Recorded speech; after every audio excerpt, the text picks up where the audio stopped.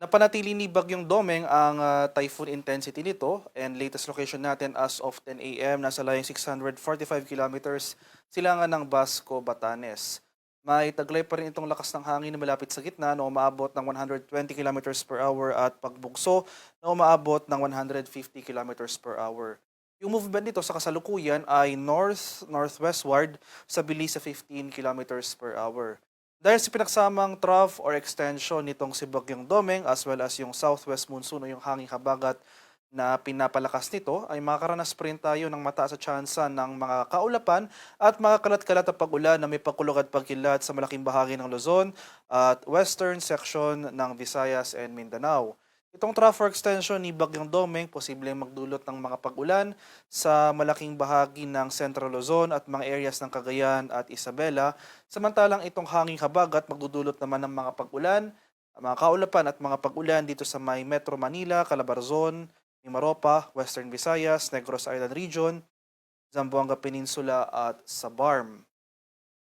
At ito po yung ating latest track and intensity forecast para kay Bagyong Domeng.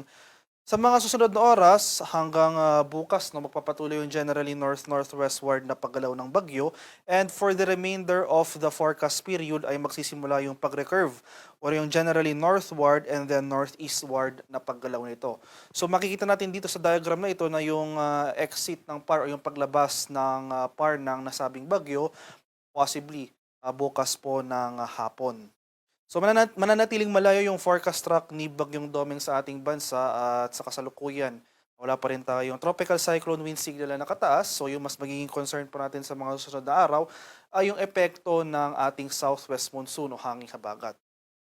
In terms naman of heavy rainfall o yung mga malalakas sa pag-ulan, ito naman yung ating latest weather advisory issued ngayong alas 11 ng umaga. Ito po yung ating 24-hour rainfall forecast.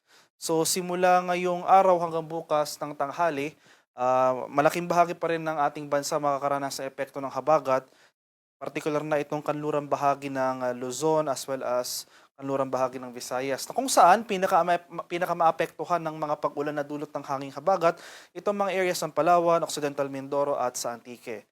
Posibleng magpatuloy yung mga pag-ulan na ito hanggang sa araw ng Martes, partikular na sa tanghali ng Martes.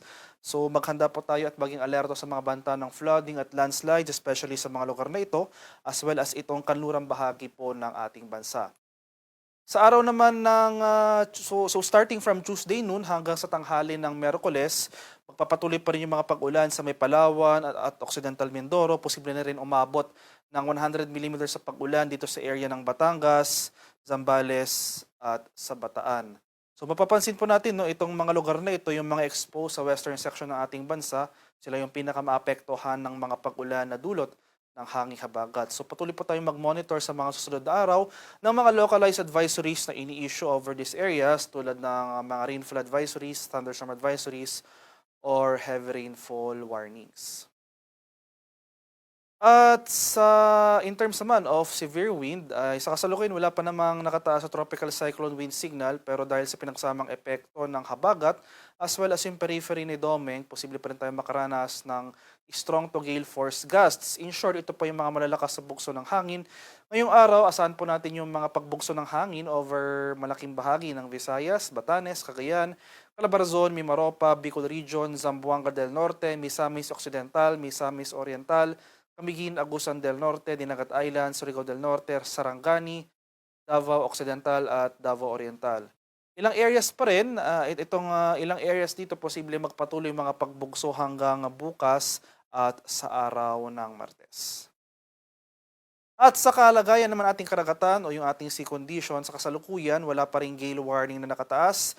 Ngunit iba yung pag-ingat pa rin sa ating mga kababayan na maglalayag, especially dito sa eastern seaboards ng Luzon at Visayas dahil posible pa rin tayo makaranas dyan ng katamtaman hanggang sa maalong karagatan.